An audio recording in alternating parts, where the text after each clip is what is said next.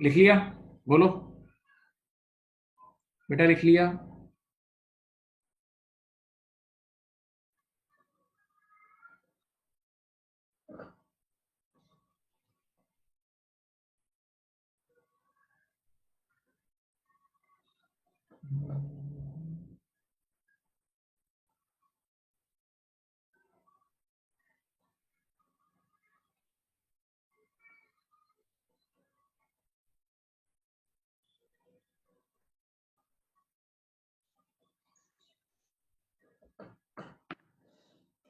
चलो भाई, अब मैं डिस्कशन स्टार्ट कर रहा हूँ बेटे। तो देखें कॉन्फिडेंटली, और से सुने, बातें आराम से समझेंगे। पहला वर्ड है जिसका नाम है एक्रूड एक्सपेंसेस। पहला वर्ड है उसका नाम है accrued expenses. What are accrued expenses? Expenses which have been utilized, incurred but not yet paid. हर वो एक्सपेंस जिसको मैंने यूज कर लिया, उससे फायदा उठा लिया, उसको इस्तेमाल कर लिया, लेकिन अभी तक उसकी पेमेंट नहीं की, उसकी पेमेंट अभी तक नहीं की, तो वो एक्रूड होगा। हर वो एक्सपेंस जो मैंने यूज कर लिया, उससे फायदा उठा लिया, उसको एंजॉय कर लिया, लेकिन अभी तक मैंने उसकी पेमेंट नहीं की, वो एक्रूड होगा, उधार होगा। सही है? इसकी मिसाल, इसकी पहली मिसाल है वेजेस। इसकी पहली मिसाल है वेजेस। देखें नॉर्मली क्या होता है, हम पूरा महीना अपने एम्प्लॉइज से काम लेते हैं और मंथ के एंड के 5 दिन बाद उनको चेक देते हैं। मंथ के एंड के 5 दिन बाद उनको पेमेंट करते हैं। तो अगर जरा सोचो, हम मंथ के एंड पे खड़े हैं, मंथ के एंड पे खड़े हैं, तो हम उनसे काम ले चुके हैं, सर्विस ले चुके हैं, फायदा उठा चुके हैं, लेकिन अभी तक हमने उनको पेमेंट नहीं की, तो ये हम पे उधार होगा, एक्रूड होगा। सही है? The expenses which have been utilized but not yet paid are called accrued. Expenses which have been utilized but not yet paid are called accrued. Second example, electricity bill. बहुत आला एग्जांपल है, रोज हर महीने होता है हमारे साथ। बेटा हम पूरा महीना के इलेक्ट्रिसिटी यूज करते हैं, और फिर मंथ एंड के 10 15 20 दिन बाद बिल आता है, तो फिर हम लास्ट मंथ का बिल पे करते हैं। सही है? तो अगर मैं मंथ एंड पे खड़ा हूं, तो मैं पूरा महीना इलेक्ट्रिसिटी यूज कर चुका हूं, लेकिन मैंने पेमेंट नहीं की। तो expenses which have been utilized but not yet paid are called accrued, are called accrued। सही है? बेटा इसका नेचर क्या होगा? इसका नेचर होता है करंट लायबिलिटी। इसका नेचर क्या है? Current liability. बहुत बेसिक बात है, भूलने की नहीं है, भूलने की नहीं है। सही है? सेकंड, सेकंड नाम है प्रीपेड एक्सपेंस। सेकंड नाम क्या है? Prepaid expense. सेकंड नाम है प्रीपेड एक्सपेंस। ये उल्टा है, एक्रूड का उल्टा है। Prepaid expense means advance payment. अब क्या इसकी डेफिनेशन है? Expenses which have been paid but not yet utilised are called prepayment. वो एक्सपेंस जिसकी पेमेंट हो गई लेकिन अभी तक यूज नहीं किया, वो एक्सपेंस जिसकी हमने पेमेंट तो कर ली है लेकिन अभी तक उसे यूज नहीं किया, यानी एडवांस पेमेंट कर दी है। सही है? तो ये प्रीपेमेंट होगी। इसकी मिसाल रेंट। बेटा हम नॉर्मली जब रेंट पे घर लेने जाते हैं, तो हम टेनेंट, सॉरी, हम जब रेंट पे घर लेने जाते हैं, तो हम लैंडलॉर्ड को एडवांस पेमेंट कर देते हैं 6-6 महीने की। तो पेमेंट पहले करते हैं, यूज बाद में करते हैं, ये भी प्रीपेड है। जैस का कार्ड, यू फोन का कार्ड, ये जो हमारी सिम होती है, तो हम एडवांस पेमेंट करके पहले कार्ड लोड कराते हैं और फिर आहिस्ता आहिस्ता उसको यूज करते हैं। आप लोग की केसेस में फीस, आप लोग फीस हमें पहले देते हैं, बाद में पढ़ते हैं, तो आप लोग पे पहले करते हैं, बाद में आप उसका फायदा उठाते हैं। राइट? इंश्योरेंस, अगर आपने गाड़ी इंश्योर करानी है, घर इंश्योर कराना है, कोई भी चीज इंश्योर करानी है, तो पहले एडवांस में आप पूरे साल का इंश्योरेंस प्रीमियम पे करते हो, then you get yourself insured. सही है? तो ये तरतीब है। तो अब देखें, प्रीपेड एक्सपेंस क्या हुआ? जिसकी पेमेंट कर दी लेकिन अभी तक फायदा नहीं उठाया, पेमेंट कर दी लेकिन फायदा बाद में उठाएंगे। राइट? अब इसका नेचर क्या है? Current asset. बच्चे ने कहा इसको एसेट क्यों बोल रहे हैं? इसको एसेट क्यों बोल रहे हैं बेटा? इसको एसेट इसलिए बोल रहे हैं, इसको एसेट इसलिए बोल रहे हैं, इसको एसेट इसलिए बोल रहे हैं क्योंकि इससे फ्यूचर में फायदा होगा। आपने पे कर दिया है लेकिन यूटिलाइज बाद में करोगे, तो फ्यूचर में फायदा होगा, इसीलिए ये करंट एसेट नेचर का है। सही है? नाउ नंबर 3, अब एक्रूड इनकम। तीसरा नाम क्या है? Accrued income. एक्रूड इनकम का मतलब, हमने किसी को सर्विस प्रोवाइड कर दी, हमने किसी को सर्विस प्रोवाइड कर दी, हमने किसी को सर्विस प्रोवाइड कर दी, एक मिनट, हमने किसी को सर्विस प्रोवाइड कर दी लेकिन अभी तक उससे पैसे नहीं लिए। मैंने, यानी मैं आसान लफ्जों में, मैंने किसी बच्चे को पहले पढ़ा दिया और मैंने कहा मैं बाद में आपसे पैसे लूंगा, तो अभी सर्विस दे दी है लेकिन अभी तक पैसे नहीं लिए, तो इट्स माय रिसीवल, इट्स माय रिसीवल। और इसको एक्रूड इनकम भी बोलते हैं। सर्विस दे दी है लेकिन अभी तक पैसे नहीं लिए, तो इसको एक्रूड इनकम भी कहते हैं, एक्रूड इनकम भी कहते हैं। और इट्स लाइक अ रिसीवल, बिल्कुल सोचो रिसीवल है, और हम सबको पता है कि रिसीवल का नेचर क्या होता है? Current asset. तो एक्रूड इनकम का भी मेरे प्यारे बच्चों नेचर होगा करंट एसेट। एक्रूड इनकम का नेचर क्या होगा? करंट एसेट होगा। एक्रूड इनकम का नेचर क्या होगा? बोलो भाई, करंट एसेट होगा। ओके, देन उसके बाद एक और चीज है prepaid income. Prepaid income means advance income. Prepaid income को एडवांस इनकम भी बोलते हैं, अनअर्न इनकम भी बोलते हैं। प्रीपेड इनकम को एडवांस इनकम भी बोलते हैं और अनअर्न्ड इनकम भी बोलते हैं। इसका मतलब क्या है कि आपने पैसे ले लिए हैं, अभी तक सामने वाले को पढ़ाया नहीं है। एडवांस पैसे ले लिए, अभी तक सर्विस नहीं दी है। एडवांस पैसे ले लिए, सर्विस नहीं दी है। ये हमारा केस है। हम लोग बच्चों से पहले फीस लेते हैं और फिर बाद में पढ़ाते हैं। पहले फीस लेते हैं, बाद में पढ़ाते हैं। तो जिस वक्त हम फीस लेते हैं ना, तो उस वक्त हम लायबल हो जाते हैं बच्चे को सर्विस देने के लिए। तो याद रखना, एक स्टेटमेंट सुन लो, शायद बचपन में मैंने आप लोगों में से कितने बच्चों को पढ़ाया भी है। Advance income is always a liability. Advance income is always a liability. Advance income is always a liability. तो आपने पैसे ले लिए लेकिन अभी तक सर्विस नहीं दी है, पैसे ले लिए लेकिन सर्विस नहीं दी है, तो ये आपकी लायबिलिटी है। सही है। तो prepaid income, advance income is always a liability. सही है, राइट, ओके। तो ये चार डेफिनेशन मेरे प्यारे प्यारे मासूम बच्चों भूलना नहीं है। एक्रूड एक्सपेंसेस नहीं भूलना, प्रीपेड एक्सपेंसेस, एक्रूड इनकम और प्रीपेड इनकम, ये टिप्स पे होनी चाहिए। कभी भी कोई भी आपसे पूछ ले, आपने विद इन सेकेंड। सही है जी। एडवांस इनकम को अनअर्न्ड इनकम भी कहते हैं। एडवांस इनकम को, प्रीपेड इनकम को अनअर्न्ड इनकम भी कहते हैं, क्योंकि अभी ये कमाई नहीं है, सर्विस नहीं प्रोवाइड की। ठीक है। तो ये चार नाम कोई भी आपको बोलेगा, आपको जवाब देना होगा बेटा प्लीज। हाँ, ये बहुत बुनियादी चीजें, नहीं भूलने वाली चीजें, ना भूलने वाली चीजें। सही है। अब मैं आपके सामने एक कॉन्सेप्ट रख रहा हूं जिसका नाम है मैचिंग प्रिंसिपल। ये इन सब का डैडी है, ये इन सब का बहुत ही अहम तरीन चीज है। सही है। अच्छा देखो बेटा, एक ओनर, एक बिजनेस का ओनर या कोई इन्वेस्टर, उसके लिए इधर देखो, उसके लिए प्रॉफिट, सामने देखें, किसी भी इन्वेस्टर के लिए, किसी भी ओनर के लिए प्रॉफिट बहुत अहम चीज है। बिजनेस का प्रॉफिट बहुत अहम चीज है बेटा। अगर प्रॉफिट ही गलत कैलकुलेट किया जाए, सारे डिसीजन गलत हो जाएंगे। अगर कोई अकाउंटेंट इतना बड़ा बेवकूफ हो जो प्रॉफिट ही गलत कैलकुलेट करता हो, जो प्रॉफिट ही गलत कैलकुलेट करता हो, तो बेटा आगे की सारी चीजें गलत हो जाएंगी। इन सारे इन्वेस्टमेंट डिसीजन और सब सारी चीजें गलत, रिपोर्टिंग वगैरह सब गलत हो जाएगी। सही है। तो प्रॉफिट सही होना जरूरी है, प्रॉफिट सही होना जरूरी है। अब प्रॉफिट कैसे निकलता है? प्रॉफिट निकलता है revenue less expenses, revenue less expenses. सही है। प्रॉफिट निकलता है रेवेन्यू लेस एक्सपेंसेस, इस तरह निकलता है। अब अज्यूम करते हैं, मैं आपको अपने इदारे की मिसाल देता हूं। हमारे इदारे में समझ लो, हम सामने देखना बेटा, आप जरा हिलना नहीं है, अब बहुत गौर से सुनना। समझ लो कि हमारे इदारे में हम 6-6 महीने का पीएनएल बनाते हैं। हमारे इदारे में हम 6-6 महीने का पीएनएल बनाते हैं।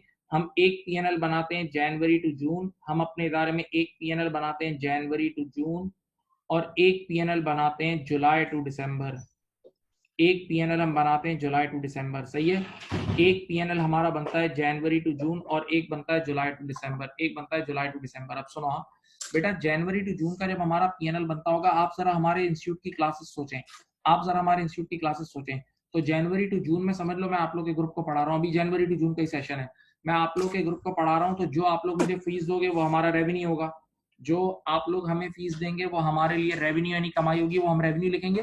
लेकिन लेकिन ये रेवेन्यू पूरा हमारे बटवे में नहीं जाता, ये पूरा रेवेन्यू हमारे वॉलेट में नहीं जाता, बल्कि हमें इस रेवेन्यू को कमाने के लिए तरह तरह के एक्सपेंसेस इनकर करने होते हैं।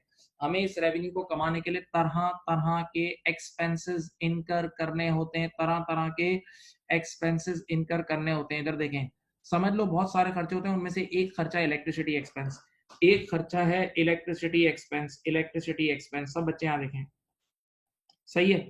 तो अब जब इन 6 महीनों में, इन 6 महीनों में लेटेस्ट से मैंने 5 लाख रुपए फीस कलेक्ट की है, एक मिसाल सुनो, इन 6 महीनों में जो मैंने पढ़ाया 5 लाख की फीस कलेक्ट की है। और 5 लाख की फीस तब कलेक्ट, 5 लाख की फीस तब मैं कमा सकता हूँ, क्लासेस तब कंडक्ट होंगी जब क्लासेस में एसी चलेंगे। और एसी का बिल आया है 1 लाख रुपए, एसी का बिल कितना है? 1 लाख रुपए। तो मेरा सही ऑनेस्ट ऑनेस्ट सही प्रॉफिट 4 लाख है ना। मेरा हकीकी सही ऑनेस्ट ईमानदारी वाला प्रॉफिट, मेरा ईमानदारी वाला प्रॉफिट कितना है?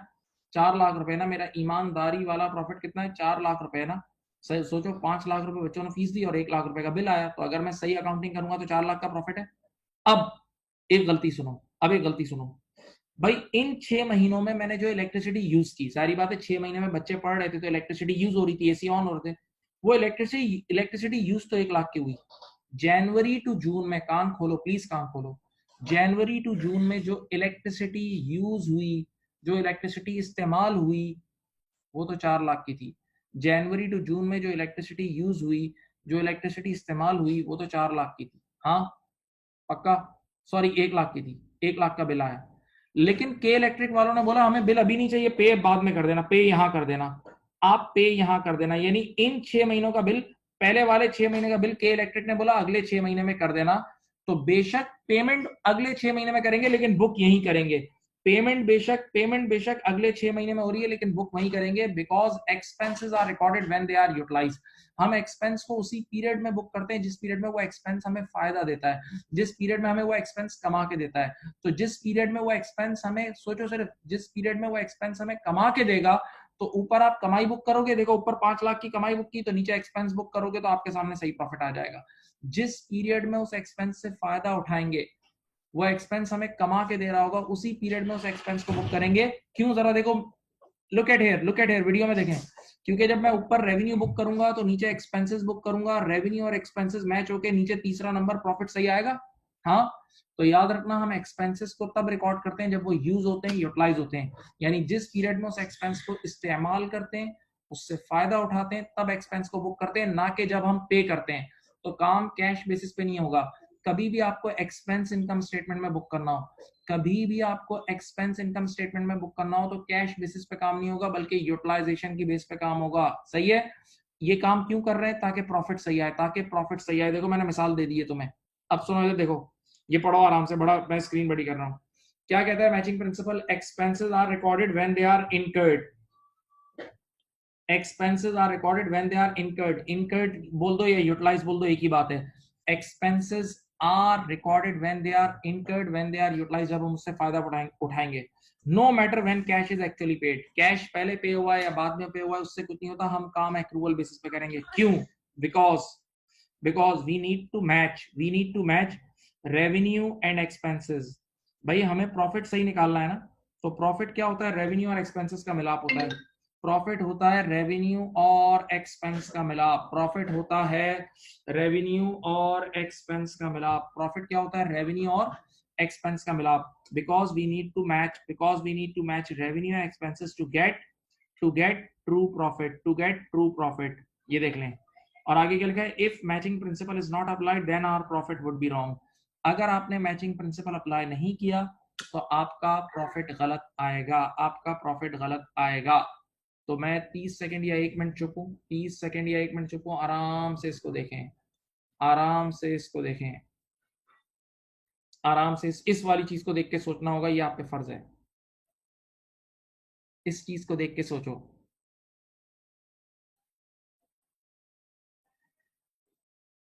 थोड़ा सा सोचो, थोड़ा सा सोचो।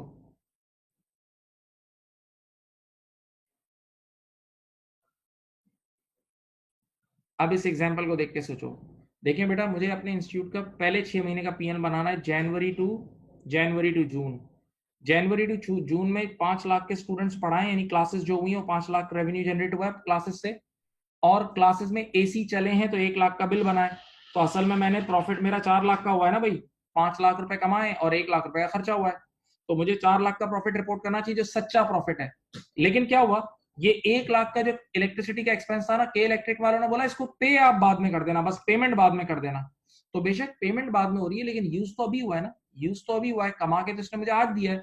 तो जिस पीरियड में, वर्ड सुनो, जिस पीरियड में एक्सपेंस हमें कमा के देगा मतलब जब यूज करेंगे, जब उससे फायदा उठाएंगे, तभी उसी पीरियड में एक्सपेंस को बुक करेंगे, ताकि इनकम और एक्सपेंसेस मैच हो। देखो उंगलियां याद रखना, इनकम और एक्सपेंसेस मैच हो तभी नीचे ट्रू प्रॉफिट आएगा। सही। तो आज के बाद एक बात अपने जहन में डाल लें, आज के बाद एक बात अपने जहन में डाल लें कि कभी भी आपसे रिक्वायरमेंट में वो बोलेगा ना एक्सपेंस फॉर द ईयर, पूरी क्लास कान खोल के सुन ले। कभी भी रिक्वायरमेंट में लिखाएगा expense for the year, rent expense for the year, telephone expense for the year, photocopying expense for the year.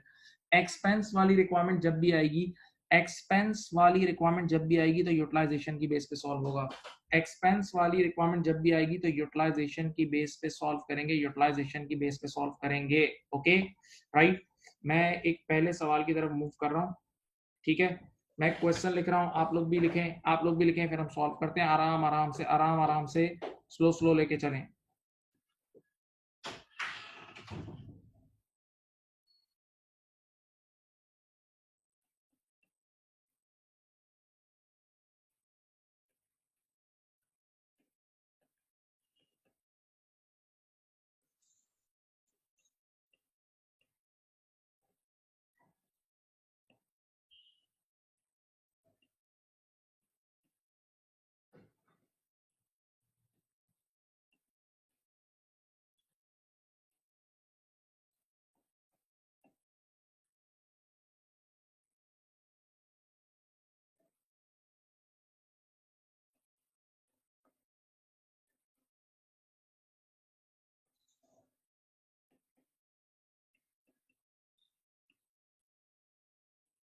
लिख लो बेटा, लिख लो, साथ साथ लिख लो।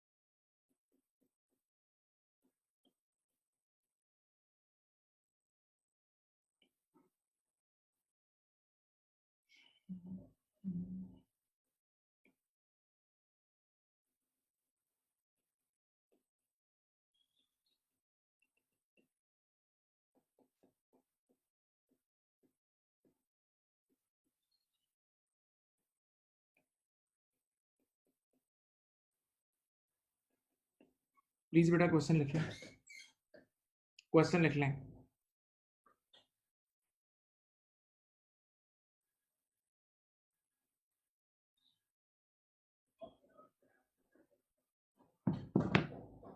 बेटा क्वेश्चन लिख लें।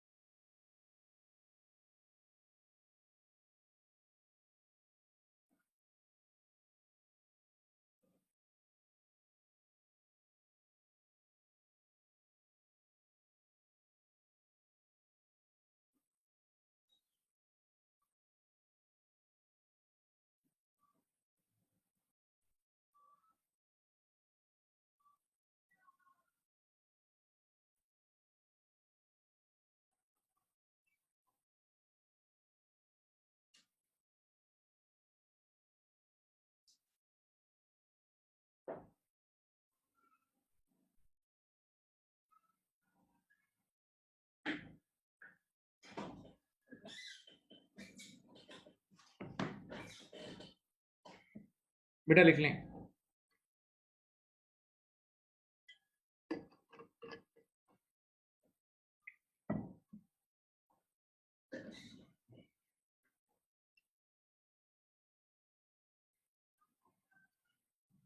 तो 24,000 के बाद लिखा है rent is paid quarterly in arrears, A double R E A R S, arrears, A double R E A R S, arrears. Rent is paid quarterly in arrears, that is I dot E का मतलब that is on 1st June, 1st September, 1st December and so on. Speed up बेटा, आप लिखें, actively लिखें।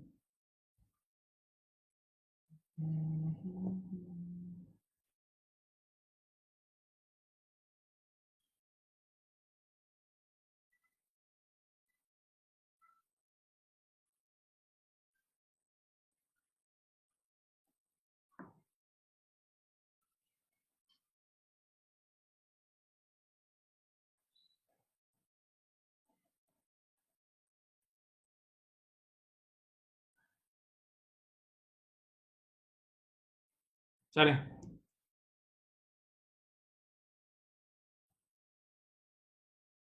Start करें।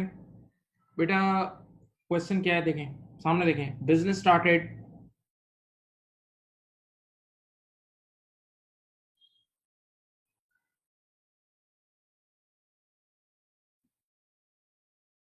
Business started, सामने देखें business, मैं समझा रहा हूं भाई मेरे भाई मैंने क्वेश्चन शुरू कहाँ किया है रीड करना, मैं रीड करूंगा तो समझाऊंगा ना मेरे प्यारे दोस्त, मेरे दोस्त।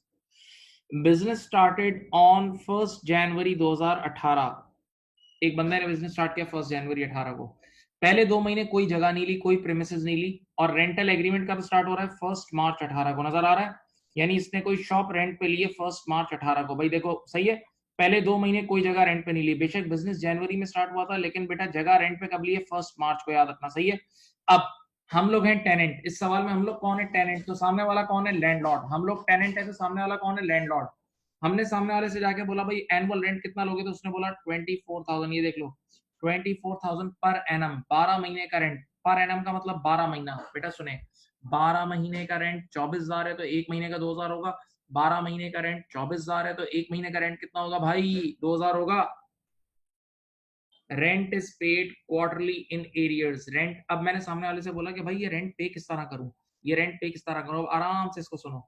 Rent is paid quarterly in arrears. Arrears का मतलब पहले यूज करो फिर पे करो, यानी बाद में पे करो, एंड में पे करना। एरियर्स का मतलब एक्रूअल बेसिस पे, बाद में पे करो, पहले यूज करो फिर पे करो। और क्या लिखा है? Quarterly in arrears. क्वार्टर का मतलब 3 महीने, यानी पहले 3 महीने जगह को यूज करना, फिर 3 महीने के एंड पे जाके गुजरे हुए 3 महीने की पेमेंट करना। बच्चे ने कहा और बेबी की तरह समझाया। मैंने कहा था देखें, दैट इज ऑन बेटा। बेटा हम लोगों ने जगह ली थी 1 मार्च को, हमने जगह ली थी 1 मार्च को, गिनो। मार्च के महीने में जगह यूज करेंगे, अप्रैल में यूज करेंगे, मई में यूज करेंगे, मार्च में यूज करेंगे, अप्रैल में यूज करेंगे, मई में यूज करेंगे। 1 जून को पिछले 3 महीने की पेमेंट कर देंगे, 1 जून को पिछले 3 महीने की पेमेंट कर देंगे, पिछले 3 महीने की पेमेंट कर देंगे। फिर आप 1 जुलाई को यूज, जून को यूज करोगे, जुलाई अगस्त। 1 सितंबर को फिर गुजरे हुए 3 महीने की पेमेंट करोगे, फिर सितंबर में जगह यूज करोगे, अक्टूबर में जगह यूज करोगे, नवंबर में यूज करोगे, और 1 दिसंबर को गुजरे हुए 3 महीने के पे करोगे। तो यही तरतीब चलती रहेगी एंड सो ऑन, सही है। तो अब तरतीब क्या है? पहले 3 महीने यूज करोगे फिर पे करोगे, पहले यूज करोगे फिर पे करोगे, सही है। बेटा आप रिक्वायरमेंट नंबर 1 देखें, आंखें खोलें, क्या मांग रहा है? Rent expense for the year. क्या मांग रहा है? Rent expense for the year ended, for the year ended Y slash E का मतलब ईयर एंडेड 31 दिसंबर 18। मैंने अभी ऊपर चीज चीज के बोला था, आज के बाद कभी भी वो बोले ना एक्सपेंस फॉर द ईयर निकालना है, आज के बाद कभी भी वो आपसे कहे कि एक्सपेंस फॉर द ईयर निकालना है, तो आंख बंद करके यूटिलाइजेशन की बेस पे सॉल्व होगा। Expenses are recorded when they are utilised, याद है ऊपर अभी मैचिंग प्रिंसिपल लिखवाया था। तो अब पहली रिक्वायरमेंट में पैसों को नहीं देखना, पहली रिक्वायरमेंट में प्योर यूटिलाइजेशन को देखना है, पहली रिक्वायरमेंट में प्योर यूटिलाइजेशन को देखना है, सही है। बस पहली रिक्वायरमेंट अभी करनी है, अभी पहली रिक्वायरमेंट कर रहा हूँ, सही है। आओ बेटा, साल का रेंट तो इधर कोने पे लिख रहा हूँ, 24,000 साल का था, यानी 12 महीने का अगर डिवाइड बाय 12 करूंगा तो एक महीने का कितना आएगा? 2,000। एक महीने का आएगा 2,000 पर मंथ, सही है। एक महीने का आएगा 2,000 पर मंथ। अब पूरी क्लास बोर्ड पे देखें, मैं एक स्केच बना रहा हूँ, क्वेश्चन आप कॉपी कर चुके हैं। ये देखें यहाँ, यहाँ देखें, मैं स्केचिंग शुरू कर रहा हूँ, ये सोल्यूशन यहाँ से शुरू हो रहा है। ये देखें मैंने लिखा जनवरी फेब, फिर लिखा मार्च अप्रैल मई, जून जुलाई अगस्त, सितंबर अक्टूबर नवंबर, फिर लिखा दिसंबर जनवरी और फेब, सही है। ये आपके सामने बना दिए। अब बताओ बेटा, आपने जो जगह रेंट पे लिए कब से लिए? 1 मार्च से लिए। देखो मेरे स्क्रीन पे देखना, आपने जो जगह रेंट पे लिए 1 मार्च से लिए, स्क्रीन पे देखें। भाई आपने मार्च के महीने में जगह यूज की तो 2,000 यूज किया, एक महीना जगह यूज करते हो, एक एक महीना नहीं, ये झटका तो नहीं आएगा ना इसमें? ये बंद तो नहीं हो जाएगा ना? नहीं नहीं, सही। एक महीना, सामने देखें, एक महीना मैंने जगह यूज की, मैंने मार्च के महीने में जगह पर, मार्च के मंथ से जगह जगह रेंट पे ली। जब मैंने मार्च के मंथ से जगह रेंट पे ली तो मार्च के मंथ में एक महीना यूज की तो 2,000 का रेंट यूज किया, फिर अप्रैल में यूज की जगह तो 2,000 यूज किया, फिर मई में 2,000 यूज किया, सही है। मार्च में 2,000 यूज हुए, अप्रैल में 2,000 यूज हुए और मई में। अब देखो बेटा, 1 जून को एक साथ गुजरे हुए 3 महीने के 6,000 पे कर देंगे। 1 जून को एक साथ गुजरे हुए 3 महीने के 6,000 पे कर देंगे, मैं 3 0 नहीं लगा रहा। फिर जून में मैंने जगह यूज की तो 2,000 यूज किया, जुलाई में 2,000 यूज किया, अगस्त में 2,000 यूज किया। फिर फर्स्ट सितंबर को गुजरे हुए 3 महीने के 6,000 पे कर देंगे। फिर सितंबर में मैंने जगह यूज की तो सितंबर में 2,000 यूज किए, अक्टूबर में 2,000 यूज किए, नवंबर में 2,000 यूज किए। फिर 1 दिसंबर को गुजरे हुए 3 महीने के 6000 पे कर देंगे, फिर दिसंबर में 2000 यूज किए, जनवरी में और फेब में, और फिर आगे जाके उसकी भी पेमेंट कर देंगे, आगे जाके उसकी भी कहीं नीचे जाके उसकी भी पेमेंट हो जाएगी। ओके, अब मेरा पहला सवाल सुनो और कान खोल के सुनो। क्या आपको स्क्रीन पे ये नजर आ रहा है, क्या आपको स्क्रीन पे ये नजर आ रहा है किस मंथ कितना कितना यूज हुआ? पेमेंट की ऐसी की तैसी पेमेंट को छोड़ दो, क्या आपको स्क्रीन पर ये नजर आ रहा है कि किस मंथ कितना रेंट यूज हुआ, यूटिलाइज? पेमेंट को छोड़ दीजिए, पेमेंट छोड़ दें। अब पहली रिक्वायरमेंट देखो, rent expense for the year ended. देखो अकाउंटिंग पीरियड हमेशा आइडेंटिफाई कर लेना, फाइनेंशियल अकाउंटिंग में accounting period is very important. Rent expense for the year ended 31 दिसंबर 18, यानी आपको किस साल के लिए सॉल्व करना है? वो अकाउंटिंग पीरियड जो 31 दिसंबर 18 को एंड हुआ। देखो मैं अब अकाउंटिंग पीरियड बना रहा हूँ, मैं अकाउंटिंग पीरियड की दीवारें बना रहा हूँ, तो वो अकाउंटिंग पीरियड जो दिसंबर में एंड हुआ, ये देखो यहाँ, यानी जनवरी में स्टार्ट हुआ होगा। ये देखो रेड मार्कर से मैंने दीवारें बनाई हैं, रेड मार्कर से मैंने अकाउंटिंग पीरियड की दीवारें बनाई, अकाउंटिंग पीरियड बना दिया। अब उसने बोला कि इस अकाउंटिंग पीरियड में कितना रेंट यूज हुआ है, यूटिलाइज हुआ है, इस अकाउंटिंग पीरियड में कितना रेंट यूटिलाइज हुआ है। देखो जनवरी और फेब में तो एग्रीमेंट ही नहीं था, जनवरी और फेब तो खाली महीने देख लो, इसमें तो कोई एग्रीमेंट नहीं था। मार्च से यूज होना शुरू हुआ, मेरे रेड मार्कर को देखना, मार्च में, अप्रैल में, मई, जून, जुलाई, अगस्त, सितंबर, अक्टूबर, नवंबर और दिसंबर। देखो मार्च से लेके दिसंबर तक, मार्च से लेके दिसंबर तक हर महीने 2-2 हजार रुपए यूज किए।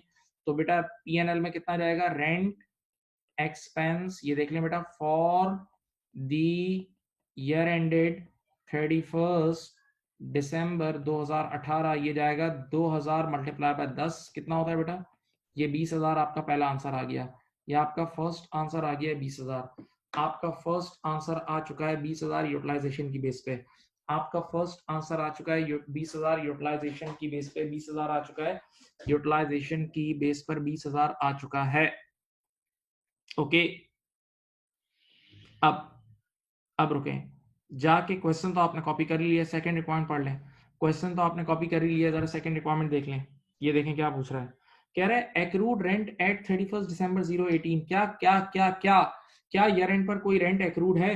क्या ईयर एंड पर कोई रेंट एक्रूड यानी उधार है? कोई रेंट एक्रूड यानी उधार है? मैंने कहा देख लेते हैं, कोई रेंट एक्रूड यानी उधार है, मैंने कहा देख लेते हैं। तो देखो सुनो, यहाँ देखो सामने देखें बेटा, मैं ऊपर से चलता हूं।